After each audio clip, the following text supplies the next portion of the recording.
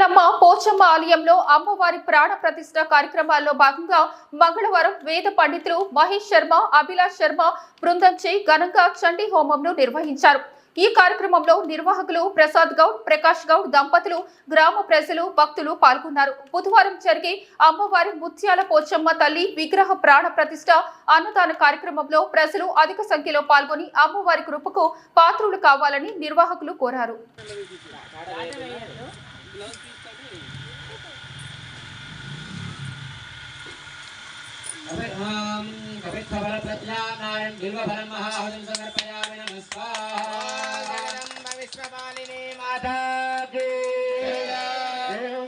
जगदम्ब विश्ववारिणी माता की और भवानी माता की కూర్చోండి అందరూ ఒకసారి